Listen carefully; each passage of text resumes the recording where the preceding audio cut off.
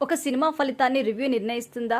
Positive review వస్తే కమర్షియల్గా ఒక సినిమా వేరే లెవెల్కి వెళ్ళడం, నెగిటివ్ రివ్యూ వస్తే ఫ్లాప్ అయిపోవడం వంటివి ఇప్పుడు జరిగినవేమో, కానీ ఇప్పుడు మాత్రం ఆ పరిస్థితులు లేవు. కానీ నిర్మాతలు మాత్రం ఎందుకో రివ్యూస్ని చూసి వణికిపోతున్నారు. సినిమాలను రివ్యూయర్స్ తొక్కేస్తున్నారని సింపతి కార్డు వాడుకొని గత కొంతకాలంగా నిర్మాతలు మీడియా ముందు మాట్లాడుతూనే ఉన్నారు.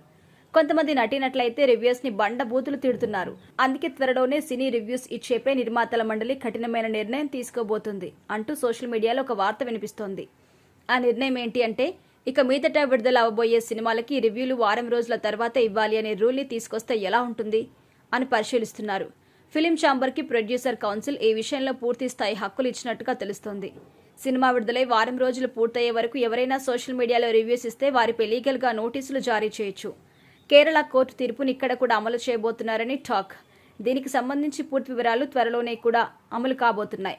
ఒక వ్యక్తి స్వేచ్ఛగా మాట్లాడుకునే హక్కు మనకు ఈ రాజ్యాంగం కల్పిస్తుంది.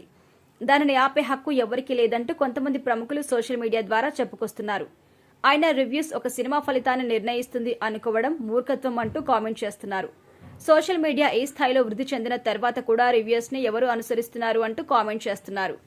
ఎందుకంటే సినిమా విడుదల తర్వాత బాగుందా లేదా అనే విషయం ట్విట్టర్, ఫేస్బుక్ను చూస్తే అర్థమవుతుంది. ఎందుకంటే ఆడియన్స్ అప్పటికే తన సినిమాను చూసి తన అభిప్రాయాన్ని చెప్పేస్తున్నారు. నెగిటివ్ రివ్యూస్ వచ్చినా ప్రతి సినిమా కమర్షియల్గా ఫ్లాప్ అవ్వలేదు. అందుకు ఉదాహరణ ఎన్టీఆర్ దేవర, మెగాస్టార్ చిరంజీవి, వాల్తేరు వీరయ్య సినిమాలు. ఈ రెండు సినిమాలకు సోషల్ మీడియా నుండి ఫస్ట్ రోజు ఘోరమైన నెగిటివ్ టాక్ వచ్చింది. కానీ పబ్లిక్లో ఆ టాక్ లేదు. ఫలితంగా ఈ రెండు సినిమాలు పెద్ద హిట్. రివ్యూస్ ప్రభావం ఈ రెండు సినిమాలపై ఇసుమంత కూడా చూపలేదు. కేవలం ఈ రెండు సినిమాలు మాత్రమే కాదు, ఎన్నో ఉన్నాయి. కాబట్టి ఒక సినిమాని చూసిన వ్యక్తి రివ్యూ ఇవ్వడం అనేది ప్రాథమిక హక్కు. దానిని కాదు అనేందుకు ఎవ్వరికీ లేదు అంటూ కామెంట్ చేస్తున్నారు నెటిజన్లు.